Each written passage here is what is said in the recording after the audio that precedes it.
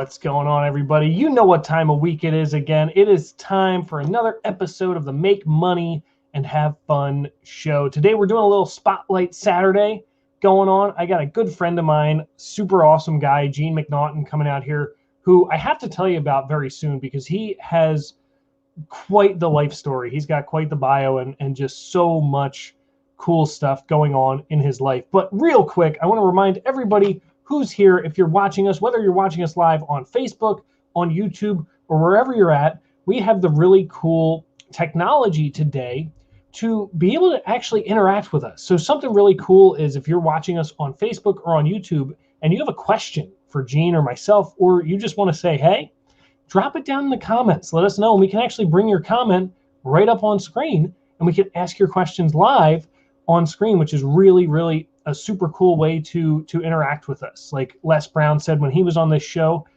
technology eliminates geography. And so, you know, I'm hanging out with Gene McNaughton today from California, and wherever you're at in the world, you can stream us as well. And then after this show's over, we're going on to over 15 different podcast channels, and we're even going on to TV. I don't even think I told Gene this yet, but he's going to be on Roku TV as well as Amazon Fire TV. So we're doing all kinds of cool stuff with this show. Now, on that note, I need to introduce this guy to you. So this is quite the bio. Let me read this off to you. So Gene McNaughton is regarded as one of the nation's most effective business growth experts. He spent more than 25 years generating top results from Fortune 500 companies. Gene's history of leadership and achievement has made him an accomplished consultant, public speaker, sales trainer, and a best-selling author. Some of the things that he's done is he's a keynote speaker, he's a sales trainer, he does B2B sales training, he recruits superstar sales and management professionals, he interviews for success, he does strategic sales process creation, he organizes effective training teams, sales training strategies, or consultative selling, if you will, using cutting-edge methods on how to hunt new accounts, keep your accounts, and grow your accounts. Check out some of this other stuff. So Gene has 25 years experience, including spending over a decade at Gateway Computers, working alongside senior management in leading multiple sales teams. His expertise in sales growth, leadership, management, training, coaching, and development of both sales and support personnel has led him to successes in implementing strategies for organizations ranging from $2 million a year to $2.5 billion per year. This was the one that knocked me out of my seat when I read this. Check this out. So Gene McNaughton has taken his award-winning sales leadership strategies to a distinct level as he led the global sales force as vice president for that guy that I'm sure some of us have heard of, known as Anthony Robbins Companies, shattering sales records for over 3 consistent years. And Gene was also privileged to become one of the few opening act speakers for Tony Robbins' cornerstone event, Unleash the Power Within. So without any further ado, let's hear it for Mr. Gene McNaughton. Freddie. What's going on, man? How are you? Freddie, it's a great day and it's a great moment for personal development. And I want to acknowledge whoever's watching right now. I can't see you, but you can see me on Saturday morning at 7:30 a.m. I want to acknowledge you for taking time out of your busyness of life, especially during the holidays, to listen in and get a little nugget. I know that over the years, sometimes whether it's just driving around listening to tapes of Jim Rohn and Tony Robbins, or listening to CDs and eventually now on my phone, that you never know when that treasure nugget is going to drop into your lap. You're going to hear something you've never heard. You're going to, maybe you're dealing with a problem right now, and something that I say or Fred says can kind of give you an angle to take your decision-making process on another path. So let's see what happens here. Good job on being here.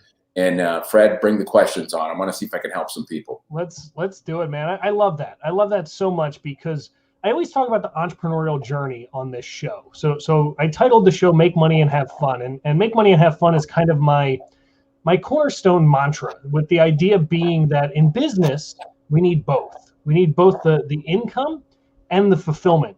And oftentimes what happens is we enter this entrepreneurial roller coaster, as I'm sure you're well aware of, where there's peaks and there's plenty of valleys as well. And it's sometimes when we're stuck in that valley, it's hard to see the upcoming peak. But like you said, just doing those little things every day, those daily wins, they compound over time, and eventually something clicks, something turns, and all of a sudden, we're an overnight success 30 years in the making. Well, yeah, I love the title of your show. And if you ask me my opinion, I would say make money, keep money, grow money, and be fulfilled. But do all three. Because I've done the make a lot of money, but I didn't learn how to keep the money. Something that's interesting, Fred, is very few people teach true financial money management. Yes. And wherever you are in your entrepreneur or sales career, I highly recommend that you study money. And that could be any book by Warren Buffett. It could be Harv Eker wrote a great book, The Millionaire Mind. There's another great book, The Millionaire Next Door. Yep. I read those books, but I didn't do what they said when I was, if I circle back 20 years ago. I made a lot of money, but I learned real fast how to spend that money I made, because it can go fast. Sure. Car, house, second house, bigger house, second car, second nicer car, purses, jewelry, watches. It goes fast. And I only wish if I could rewind the clock 20 years. I'm 53 years old. So I go back to my 33, 34-year-old self. I'd say, take a course and study money just like you'd study any other subject. Learn about things like compounding interest. Learn about what some would say is a myth. I believe in my history is true, the rule of 72. Do you know what that is, Freddie? Yeah, of course. Yep. What is it? It's basically the idea of how long it takes for your money to double or something like that. Yeah, what the rule of thumb, now it's not 1,000% accurate, but mentally get this together, is that every 7 years, the money you have will double.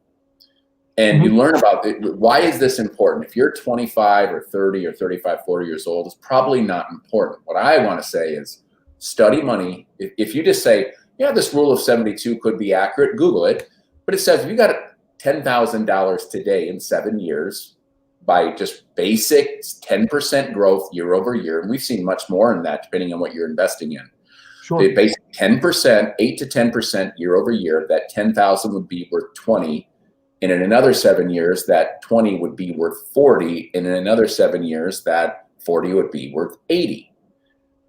Just like, if you think about that, now that I'm 53 and I look back at the 401k money that I put away and left, and I look at that, I'm like, oh my God, that thing has like a sapling tree has grown into something nice. So exactly, just wherever you are in your career, unless you're a financial expert, I would say make a New Year's resolution that you're going to read at least one, but say you're going to read 4 books on money. And I'm not talking about the stock market, while that's an important piece. I'm talking about studying the psychology, the strategy, and the tactics of how to manage money. Exactly. I couldn't agree more. I love that. I love that. So I don't know.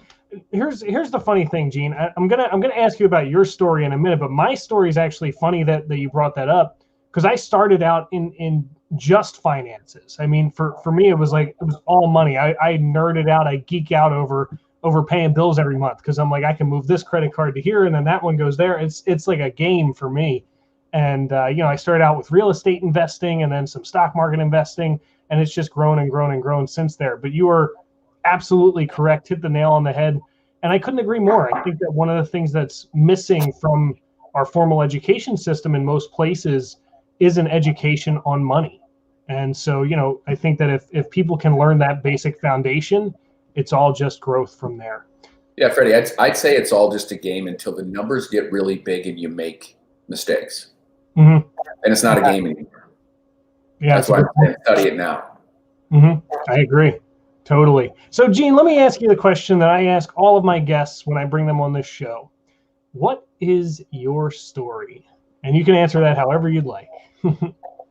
I'll keep it brief, because some people I don't want anybody to tune out on the story. Raised in a small town in Iowa, Sioux City. My dad was a laborer. My mom was a stay-home mom, had 5 sisters previous to me. So I was the youngest, the baby, and the only boy.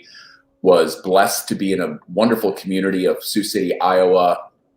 and it was a blue collar labor city, stockyards. Like, we were the city that all the cattle farmers and pig farmers brought their animals to sell, right? We were the stockyard city. I was more blessed that I was able to go to the local college, a Division II school on a football scholarship, and stay home and kind of be the hometown. I grew up 2 blocks from the college I went to, and was fortunate to play football there. And right at the time I was in college, a little computer company had started called Gateway Computers. And there were, a lot of people I knew worked there. And I was blessed to be able to go to work there, starting in the night shift on the sales team, literally working from 1 to 10 on a telephone, on a headset. Wow. During that course, those of you that are old enough to remember, so 1990, 91, 92, that's when the computer revolution really took place, where what we take for granted now, laptops and computers in our house because we're all on them. But back then, that was an unusual thing. Computers were very expensive. And companies like Gateway were able to streamline the expense. And instead of you having to pay $8,000 for a home computer, imagine that, we could sell them for $2,000 and $3,000. And that company exploded. So you're in the rising tide where suddenly everybody could get a computer at their house. And I was in the right place at the right time. I sensed the opportunity, and I worked my butt off. During the course of selling over the phone, I was reading Tony Robbins books, and he talked about something called modeling. Find somebody who's done, or find somebody who's doing what it is you want to do, and copy them. He called it modeling. And, in a very short period of time of selling on the phones and working really hard, I found myself not achieving what I wanted to achieve. And that chapter in Personal Power, his first book, or Unlimited Power, I was like, okay, I've got great people around me. We were all in cubicles, right? So there was 80, 90, 100 salespeople just on a floor. And I'm like, why don't I just get the courage? I'm 23, 24 years old. Why don't I get the courage to just ask them if I could sit with them and listen to them? Because sales training was kind of a novelty. There wasn't any sales training. You were expected, if you were hired, that you knew how to sell. And we all know that's not true. Nobody's born with being a salesperson. Some people are born more overt, right? Some people can go to a room and meet people. That's wildly different than understanding the strategy and tactic of building rapport and asking questions, fulfilling a need, asking for business, handling objections. You know what I mean? It's like there's no such thing as a natural born salesperson. There's natural born overt people or not, but you have to learn how to sell. So I got the courage, and I started, asking people around me that were driving nice cars and wearing nice clothes and living in beautiful houses. Like, I was so shy, and I thought they were going to say no, because, I'm the new guy, and, who are you to ask me? And shockingly, every one of them said, yeah, no problem. Let's go to lunch, or let's go get a coffee, or I'll meet you in the break room and I'll walk you through what I do. And I was like, oh my God. The lesson for you that's listening right now is, who around you is doing something that you admire? And how can you just say, hey, can I buy you lunch? Now think about it. If you buy somebody a $10 lunch and they drop about 45 minutes of their lessons learned and their mistakes they made, that's a pretty good investment of $10 for lunch, or 15 or whatever, right? Depending on where you live. Like, just think about that. Who is it that you know? It could be your neighbor, it could be a coworker, it could be somebody at your church. We're virtual now too. So 15-minute little video conference like this, and say, hey, I just wanted to, by the way, here's something I hate. Can I pick your brain on whatever? I don't like that. I get that 10 of those a day on LinkedIn. I'm sure. I'd like to pick your brain on becoming a speaker. I'd like to pick your brain. Now, these are people that I don't know. They don't know me. They weren't referred to me. I didn't have a friend come and say, hey, would you meet with, Tommy, who's looking to do this? But it like, add value to the other person. But I would challenge you, as we're going through my story, I would challenge you right now, like 2021, who are the 3 to 5 people that you have a relationship with right now? There's some level of proximity. Think about church, neighbors, coworkers, maybe somebody that's on this, Freddie, whatever. Greg Reed, I go to an event to speak at Greg Reed's house. There's Freddie. Freddie had paid money to come for a mastermind. And was that worth it, Fred? Oh, absolutely. Every dollar spent was absolutely worth it. Oh, shoot. I'm here on a Saturday morning with you. Exactly. Right? And I would never have known you, Freddie. And I meet you and I'm like, what a quality guy. So anyway, I learned the power of modeling and I started to apply that to everything in my life. If somebody was doing something or achieving something or winning the awards or had the great body or had an awesome relationship with their spouse, I'm like, okay, what can I learn? I don't have to invent everything. I just got to be astute enough and curious enough to study who's successful and try to understand their patterns, and getting the courage to be able to say, hey, how did you do that? Like, my gosh, that's a huge, you just won, sales excellence award.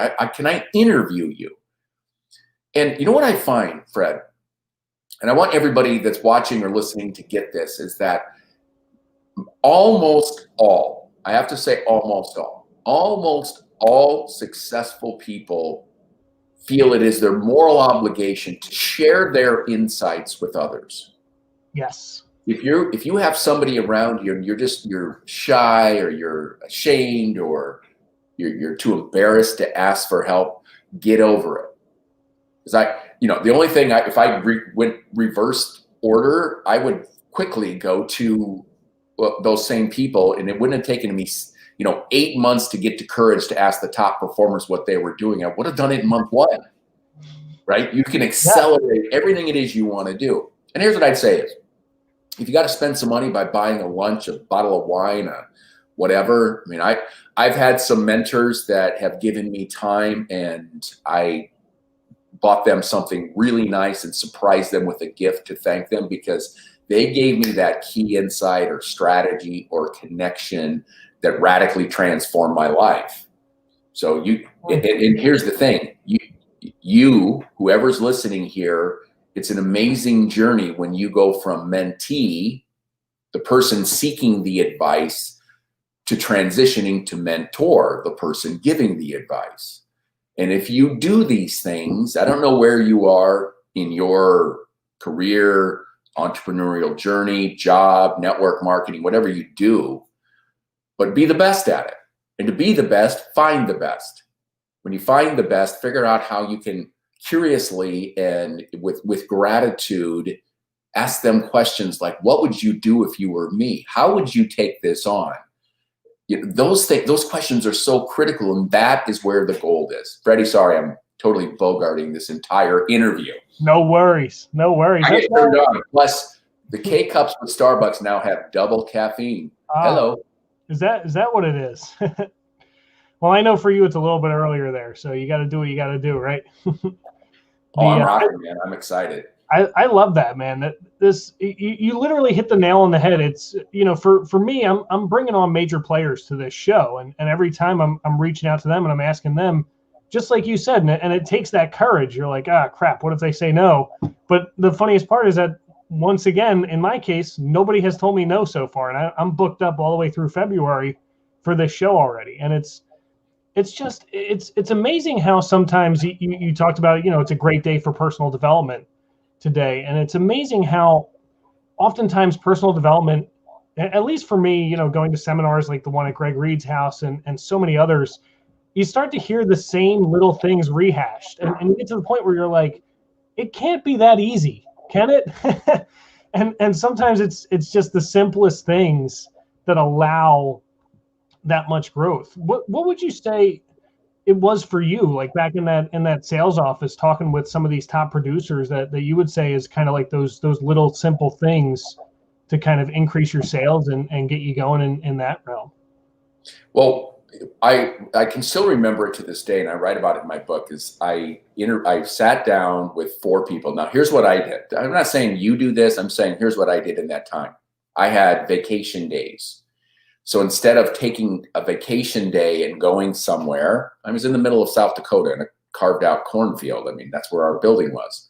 I took 2 vacation days and then came into the office, and I dedicated half of a day to one of the top sellers, another half to another. So I had 4 people I was going to meet with, and I met with them for 4 hours.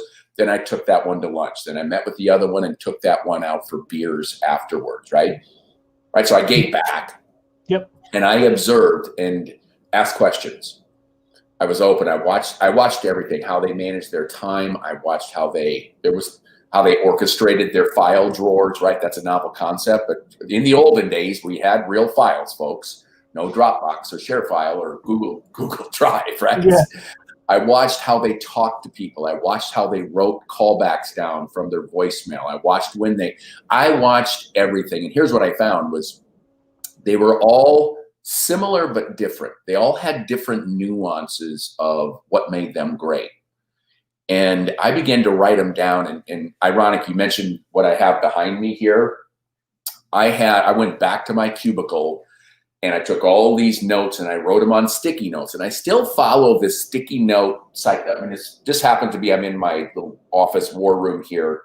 And I'm obviously building a business. I don't think you can see all that, but you can start to see the complexity that happens with building a real business, not a one-man band, but a real brand new company. And I can talk about that today too. But I put sticky notes all around my cubicle, what to say, how they handled price objection, how they handled talking about a competitor, how somebody that was on the fence, they moved them from on the fence to saying yes, how they dealt with in those days, you could have one call with a single person that was looking for a computer, or you could have a call with an elderly person that was looking to play solitaire. Remember that? And the next call could be Ford Motor Company looking for a quote on 500 computers. It was insane. It was crazy.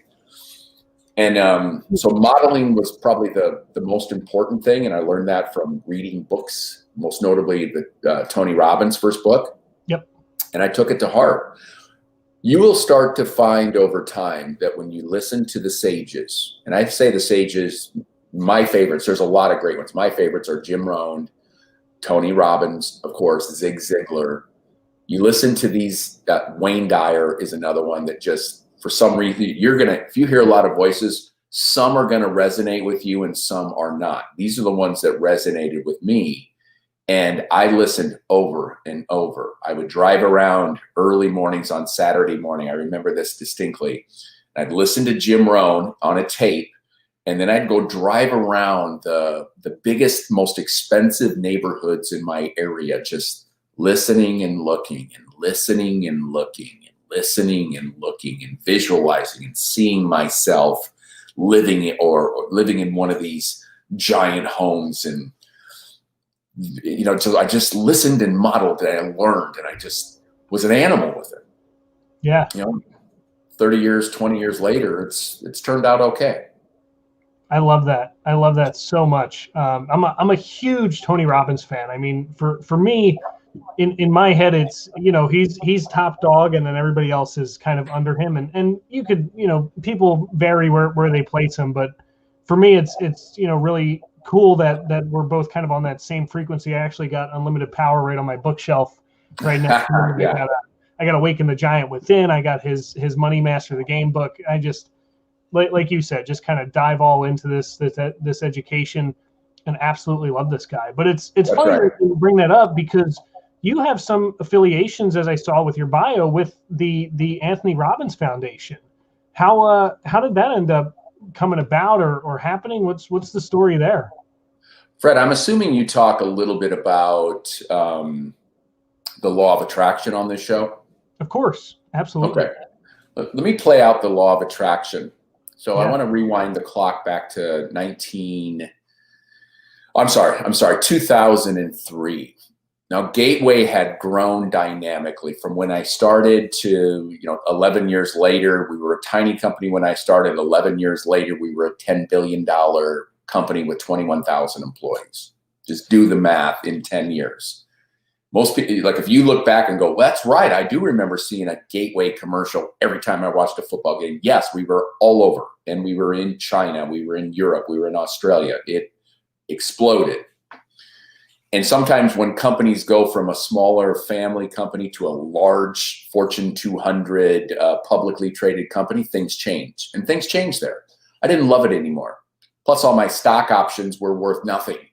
So I was worth at one moment $4 or $5 million on paper. And here's a little financial lesson for some of you. When you have paper money, don't spend your real money like it's going out of style, right? Because I did that. I'm like, I got all these stock options, and I'd take whatever I made and go on better trips and better vacations and buy a nicer car and all that stuff. That's what I'm saying. Study money, my friends. But that paper money went away. The stock market can change. So I was looking for a new opportunity. I left Gateway, and I remember I was talking to a friend of mine. I'm like, I don't even know what I'm going to do. And he said, Gino, why don't you practice what you've been teaching people all these years? I go, what do you mean? He goes, get clear on what you want. And he said, if you could do anything, what would you do?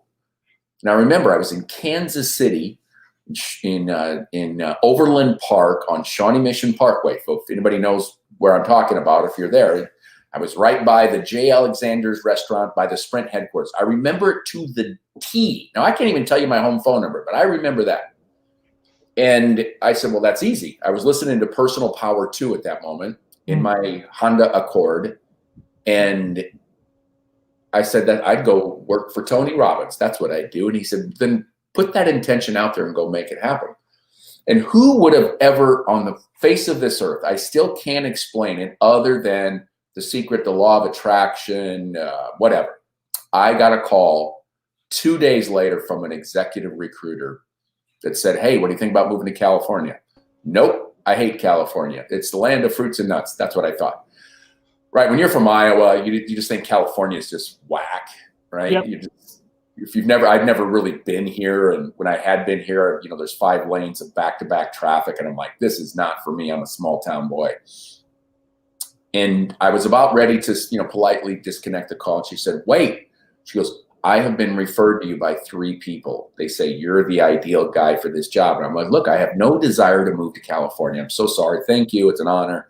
And she said, okay, I'm not supposed to tell you this, but this is for Anthony Robbins. Have you ever heard of him? And I'm like, what? And that is legit documented fact.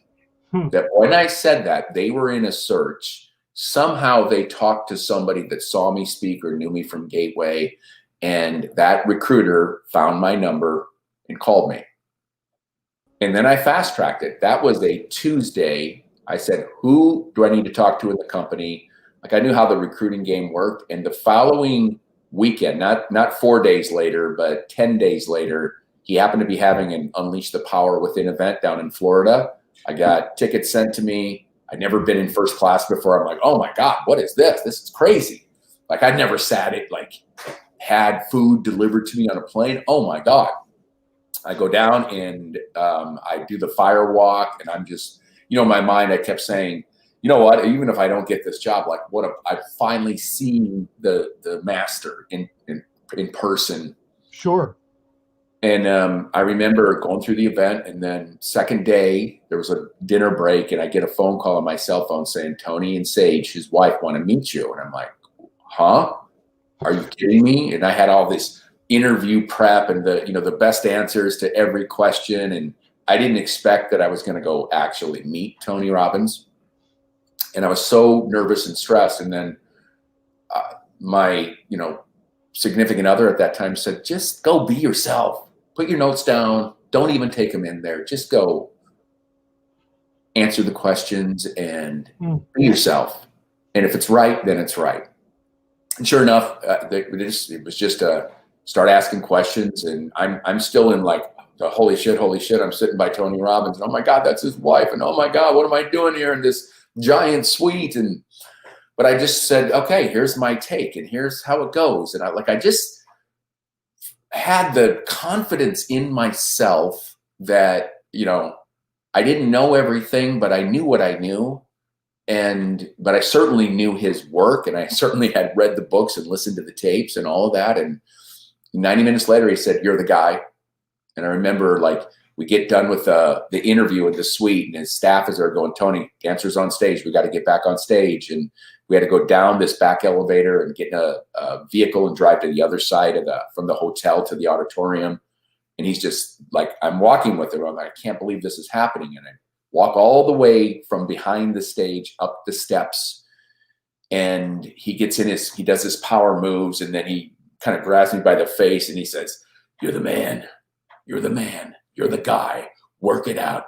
I love you, buddy. It's going to be an amazing ride." And then literally he clips his little microphone that he had his headset on. And then he walks, he goes, "Wake it up out there." And I'm just standing there with goosebumps. Like, you know, I'm behind the curtain for the first time, looking out at a sea of 5,000 people in an arena. I'm just like, I can't believe this. And, you know, it was started with intention. It started with clarity. And then 60 days later, I was global VP of sales for Tony Robbins. I was in 60 days later, April 4th, I was in Sydney, Australia at an event.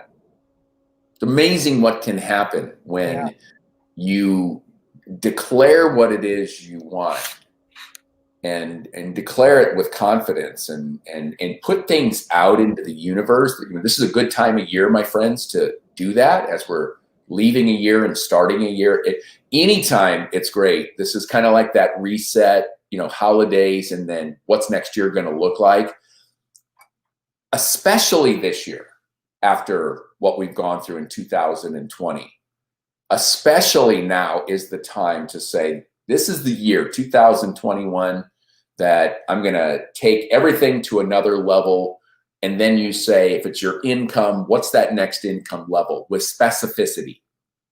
Not, I want to make more money. I want to go from this amount of money to this specific amount of money. I want my body, you know, be honest with yourself. Don't bullshit yourself. What's your body look like? You know, get in the underwear and get in front of the mirror, get on the scale and say, okay, am I loving it, or do I need to make it better than it is or improve it? And it's okay. But most people, Fred, don't even have the courage to set a goal. Less than 10% of, at least in America, write out their goals with specificity. And you can talk to people and they'll say, yep, I got goals. What are they? They can't tell you. Yeah. And I'm telling you right now, whoever's watching or listening, that there isn't a person that you admire in this world that doesn't set goals. You know, somebody said this, the first person to the top of Mount Everest wasn't just going for a walk that day, right? I mean, anybody who's done something that you admire is a goal setter. I hope you are, but if you're not, why not? Yeah. You know what's amazing? You know, it costs us $10 or maybe $12. I got kind of a fancy to go buy a journal. $10. And it costs us nothing to get into your journal and write your goals, right? Here's mine. Here's my process, Fred. You didn't ask, but I'm going to tell you. I buy the new journal at the beginning of the year. Here's my 2020 up there. I sit down. I write out everything it is I want to do. So in this page, it was 4 pages. And I had fun with it. God, if it could be, you know, I wanted 3 trips to Vegas, 2 international trips, go back to Iowa, my hometown, 3 times. All right. Now, some of these things were disrupted because of COVID. Go camping 5 times. Now, I'm not talking about just write down. I have financial goals in there. I have physical goals. But what do I want to do with my kids? What you know, am I going to coach a sport? Like, as soon as I'm done here, I'm going to coach flag football. Like, would that have happened had I not set a goal to do it? Who knows? But I set the goal and I'm doing it. There's a point where I don't question it. Oh, I wonder if it's like, you know, I'm going to coach flag football. I didn't know I was going to be able to coach flag football a year ago. This is the 3rd team I've coached during COVID, the Underground Football League. Take a fun trip. Take all the kids to Iowa or North Carolina. All kids in church a minimum of 1 time a month, right? Yeah. You know? And I set this stuff and lay it out, and then I journal throughout the year. So I listen to a podcast. Freddie, if you remember, we met at Greg Reed's in, was it April, May? Were you there? It was June or July, I think. June or July. Yeah, middle of summer. one of the things I like about being one of the speakers or content contributors is I get to go watch the other people. Yeah. Right. And if Freddie saw me, this is the journal I had in my hands. Mm-hmm. Here's the deal, my friends. You never know when a gold nugget is going to fall into your hands. You're going to hear it. In fact, I heard one the other day and I wrote it down and then it made it to my journal. And the guy said, in the absence of value, price is always too high. And I thought, God, I've never heard this. In all the books I've read, I've never heard it. And it goes, first thing I do is let me get it to my journal. Yeah. Yeah, I'm writing it down right now. Value, price is always too high. And, I've been reading and teaching sales for 25 years and never heard those words in that order. You never know. I would think that I've heard it all. I've studied more than the average duck, and this is all I've done since 20. Actually, if I go back to 16 years old selling shoes at the Athlete's Foot while I was in high school, and then selling jewelry in the mall, and then selling high-end shoes while I was in college to help pay for college and buy my beer money, I guess. Right? So I've been selling something that the better, commissioned, where you get commission since I was 16. So that would say 26, 36, 46. That's 30, geez Louise, that's 37 years. Wow. That I've only been selling. And even leading a company, you're selling. You're selling people to join you. You're selling people to join the movement. You're selling people to achieve goals. You're selling managers to manage better. You're selling people to perform at their maximum potential, right? It never stops. So there you have it. What was the question again? Sorry about that.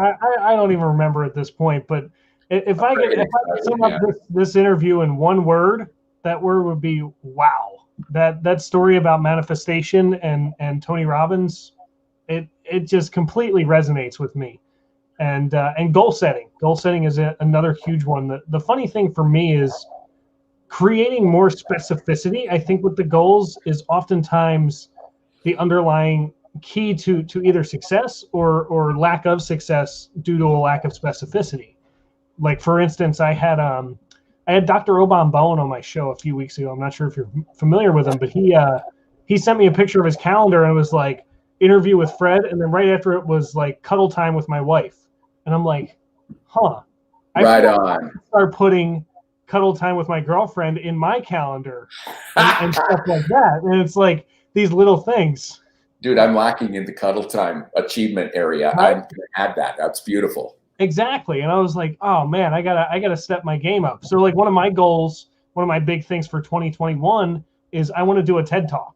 And like you said, it's kind of just putting it out into the universe right now and, letting it happen. I mean, I've had so many different experiences happen just because of that law of attraction. I became good friends with Les Brown this year was one of the big things. Oh my gosh. That was on my mind, hanging out with Greg Reed. Here's something funny. Did I ever tell you the story about how I met Greg Reed? Nope. So it's actually pretty funny, and I'll keep it brief because I want to kind of wrap us up here in a minute. But I worked for a guy named Larry Steinhaus, and Larry Steinhaus was mentored by Greg Reed, who was part of the Mastermind Association, putting all that kind of stuff together. And he's like, "Oh, my mentor is Greg Reed." And as soon as he said his mentor is Greg Reed, I'm like, "Okay. I want to get mentored by my mentor's mentor. So I'm going to figure out a way to connect with Greg Reed." And I just kind of kept putting that seed out into the universe. And then I guess 2 or 3 months later, I saw that Greg Reed had a little website called Credible Source. And you could book a coaching call with him for $1,000. And I'm a firm believer that those who invest the most in themselves will have the most invested back into them. And so I'm like, all right, $1,000, here we go. And I jumped with him on this call, and we just resonated right away. And he blew my mind, absolutely. Like you said, it was like golden nugget after golden nugget. And then I've been, following him and good friends with him kind of ever since. Rode out to his house that one time and, gotten a bunch of his books and met a whole bunch of cool people from there. So again, it's just that same thing of put it out into the universe and let's see what grows from it.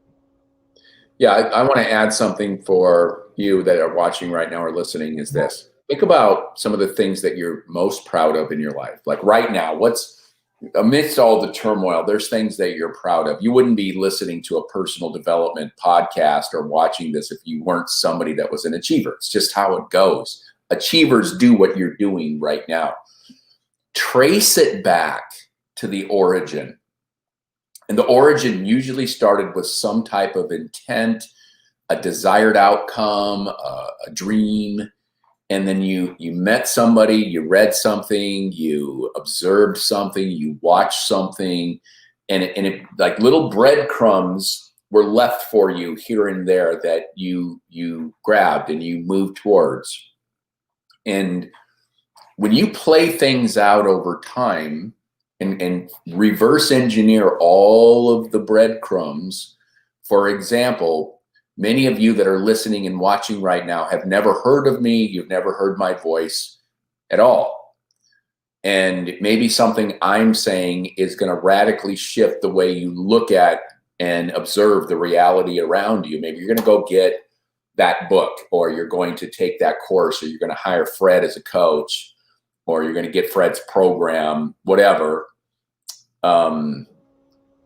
But little trails of breadcrumbs, because we can go all the way back to how did I get to this moment right now, you listening and me speaking in Orange County, California, wherever you are on the planet, right? Yeah. Can go all the way back to a friend of Greg Reed saw me open for Tony, saw me on stage, approached me, we became friends. Greg Reed back in 2007 decides he's going to make a movie, kind of a follow-on movie of The Secret. He invites me to be on it. I meet Greg, we become friends, right? Like all of those strange series of events, going all the way back to me being in my red Honda Accord on Shawnee Mission Parkway and taking the call from the recruiter and following through on that call and taking the action led me to where I am right now.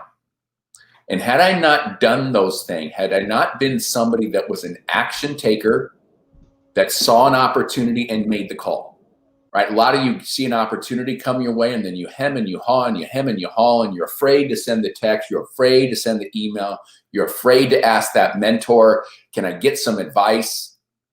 Isn't that true? But I can reverse all the way down. No, I'm not perfect, and I made a lot of mistakes, and I can look back on things that I regret. I think we're all human, I'm not like the guy that's professing that I'm the greatest thing in the world, but I can trace back things that have worked exceptionally well all the way back to its origin of taking action. And it all started with saying, I want to go to work for Tony Robbins, right? 2004. So we're talking about 16, 17 years ago. And here I am today. Now I'm excited, and I hope you are, about what the next 5 years looks like. I'm excited about what the next 10 years looks like. The big question is do you know what it looks like? Have you visualized in your head, being able to drive what you want to drive, wear what you want to wear, live where you want to live, in the house you want to live in, around the people you want to be around? Have you visualized that? And if you haven't, I want to excitedly invite you to consider the fact that you can do that. You can start thinking about it right now. 5 years. I mean, we radically, as human beings, Fred, overestimate what we can do in 30 days. And a lot of people will be taking that on in the next couple of weeks because they'll set their New Year's resolutions. I'm going to lose the weight. I'm going to quit the habit. I'm going to start this. I'm going to read 10 books. Sure. And they get all excited and writing these things down on their little sticky notes or whatever. And we radically overestimate what we can do in 30 days. But as humans, we radically underestimate what we can do over the course of a year, 2 years, and 5 years. And I want to invite everybody to think about that as we go into this holiday season. What are you 1 year from now, if you can look back 1 year from now? So now it's December, whatever date it is, 20th or whatever today is. And in 1 year, you look back and go, holy cow, I crushed it. This was the best year of my life. What would have to happen for you to say that? 5 years from now, you look back at the previous 5 and you say, oh my God, I never thought I could, I never thought I could make it here. But then inside you go, yeah, I did. I laid it out. And you look back and say, I never thought I could make that kind of money. I never thought I could attract these beautiful people into my life or look the way I look, right? Now, what does that look like? And I advise, as we wrap up here, Fred, I'm literally going to coach flag football and achieve another one of my goals that I wrote down in this journal. Yes. The game's at 9:30 Pacific. Even when there's no sports in California, me and a bunch of dads got created, and we created something called the Underground Football League. So it's unofficial sports, but we're getting the kids together and playing football and pulling flags and running plays. Right? Even when there's no sports, it's amazing that you can find a way to achieve outcomes. Yes. Watch your Facebook today. You'll see pictures, underground football. I would invite you to go to Target, Walmart, whatever. They got journals, blank books. They cost $10. You can spend a little more and get a fancy cover. And you sit down for the next, 2 weeks and you think, okay, if my life was perfect in my sense, right? In my mind, if my life was great, what would it look like? Money, body, health, relationships. Those are the big ones. Spirituality. I like to write down places I want to go, vacations I want to take, how many times I want to go to church a month, how many books I'm going to read. Just, it's your world. I mean, you can manifest through journaling and writing things down the life of your dream, regardless of where you are. And you know what? I was on a podcast like, Gene, you're so successful. How did you get? It's like, well, I don't consider myself successful, because there's other goals, right? Yeah. I'm in pursuit of success. I would agree to that. And I've been in pursuit of success in my mind. Success is all in our own mind. I've been in that pursuit for, since I was in sports in grade school. Always in pursuit. I don't feel successful. I feel like I'm on the path. I feel like I'm open to what the universe has to offer. I feel like, could I do better at everything? Yes. Elon Musk, I mean, dude's got more money than he could ever imagine. He could not even spend it if he tried. And you watch that guy, and he's going, you know what? We got to get to the moon. I mean, we got to get to, where's he going? Mars. Like, oh my God. I mean, what is that guy manifesting? Yeah. It's insane. Who would have thought? Gene, this has been one of my favorite shows by far. I mean, I'm sitting here taking this in like a student. I'm just like, man, this is amazing stuff going on here. But let's wrap everything up for people. I want to know what's next for you, Gene. What's the next big thing that Gene McNaughton's been hiding in the closet? What do you got going on? I'm taking on the ultimate challenge. And that is, like I said, you never know where things are going to go. But I met a company. I did a keynote speech 3 years ago in Los Angeles. I didn't get paid for it. It was a freebie that was to benefit a charity. And mostly it was business leaders that were in the keynote. And I talked about one of the subject matters I teach in my book, had a 1 hour keynote. And it just so happened one of the business leaders in LA, a guy that was a coach of CEOs, had one of his clients that was here from London, that lives in the UK. And my talk resonated. Remember, I did not get paid for this talk. I did it because it was the right thing to do. And I wanted to benefit the charity. He approached me and said, hey, I've got an engineering firm in the UK. We're in 5 countries: Finland, Sweden, Germany, London, Europe. He goes, you think this stuff will work there? I'm like, absolutely.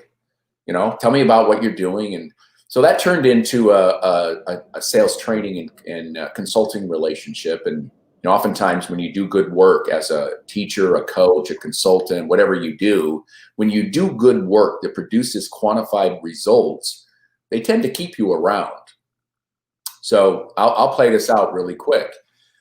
And we ended up building, my company ended up building all of their sales processes. They sell to the government, they sell to big companies, and they sell to people that live in residential homes. It's a ground engineering service. When the ground moves, cement has to be fixed. They're a company that would do that in a very modern and creative and inexpensive way. Well, during COVID, so I had a 3-year relationship with them. I'm sorry, 2.5 years. And we concluded our relationship this year in January.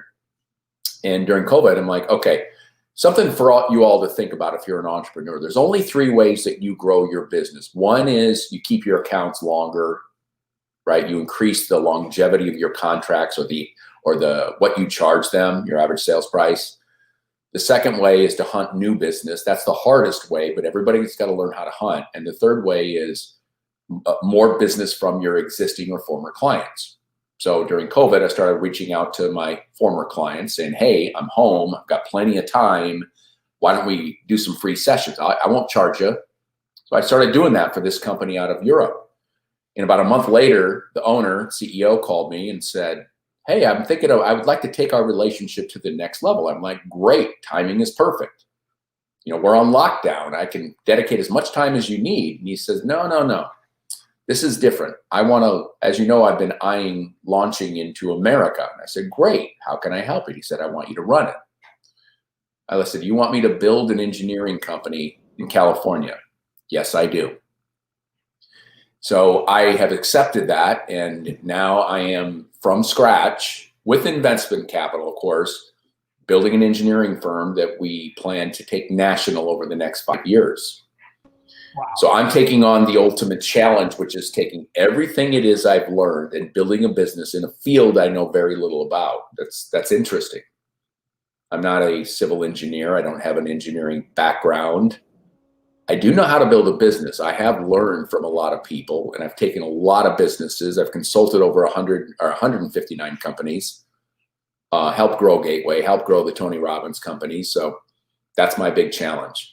And Fred, you could even set a marker to say, we're going to come back and talk in 6 months. And I'll tell you how it's going. So you look back here and you see everything from established corporate entity to get employer identification number, to banking, to payroll, to bookkeeping, to HR, to benefits, to insurance, to website, to search engine optimization, to paid spend marketing, to working with recruiters to recruit the engineers and the sellers. Like, I am building a national company from scratch. And if you want to come back and check in and the audience wants to hear how it's going, you can get a lesson in this real time. I plan to build a national brand that dominates a space, a niche market space. That's the goal.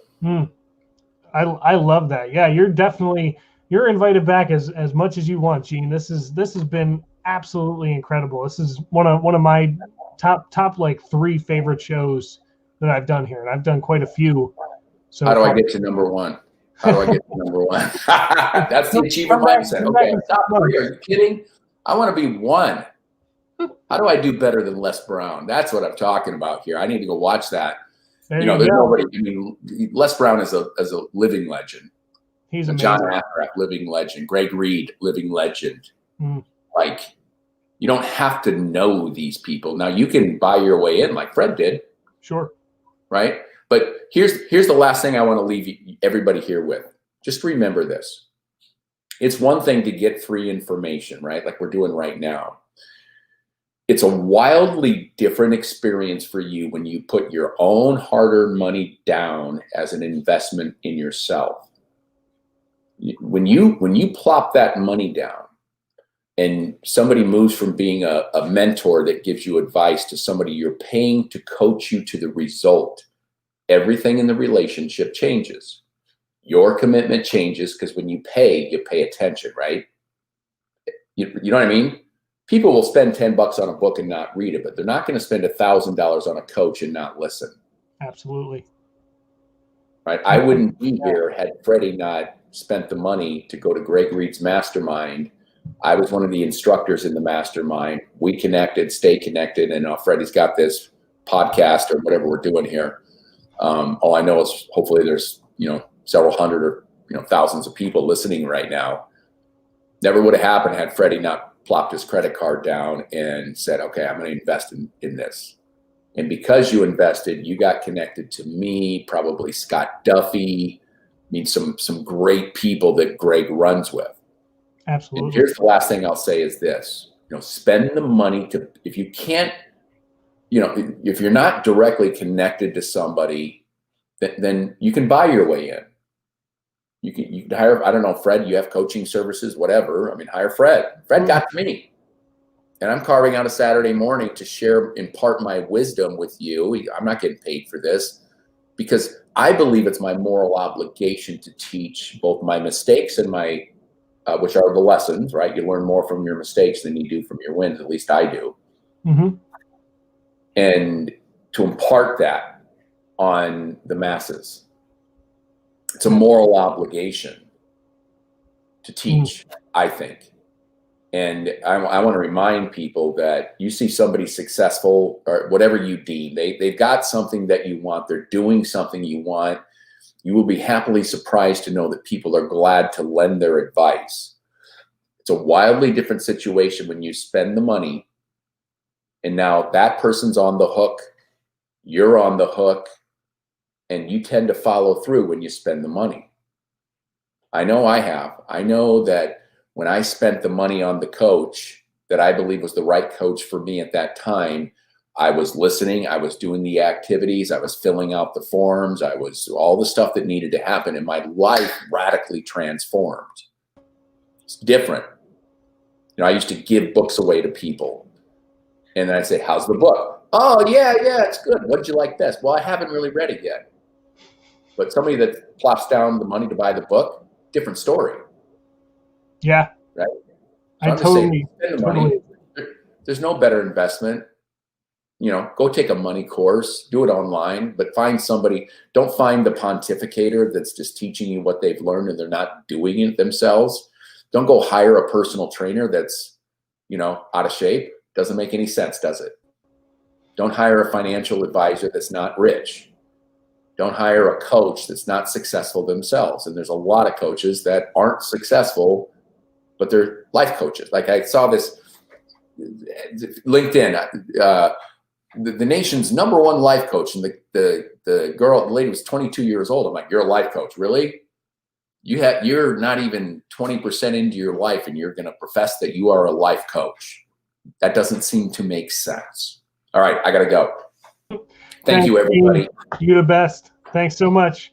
We'll see you soon. And hey, Fred, you want to offer? I've got a little link for a free chapter of my book. If somebody wants to get in it and learn some selling techniques, you okay with that? Yeah, whatever you'd like to give our audience, please. Yeah, always. By the way, here's a lesson for all of you entrepreneurs. What is it that you can give away for free that's high value to the person but low cost to you? Right. So I've taken the best chapter out of my book. Here's my book, The Sales Edge. Right, Freddie, you got a lesson in this at Greg Reed's, remember? Absolutely. And go get this free chapter. Just go to thesalesedge.co. Thesalesedge.co. It's not .com because somebody already bought that and was trying to sell it for like $20,000. I'm like, screw that. Thesalesedge.co. Get a free chapter. You're not going to get bombarded with emails and autoresponders. That's not how I do business. But I do always, when I do these podcasts, want to give you something of value because the day may come and you say, hey, we need to get this sales training going. Or I need a business growth advisor. And you think of me. Now, I'll send you off to somebody else because I'm full-time in attention to building an engineering firm. But Freddie, if you set a note to check back in 6 months, I'll let you know how it's going. Absolutely. And then in 6 months, to see how well I'm doing. I'll let this audience be my accountability partner. How's that? I love that. I love that so much. You are definitely invited back in 6 months. And I put the link in the comments. So just click on that link. You can get a free chapter of Gene's book. And Gene, this was phenomenal. Go coach some football.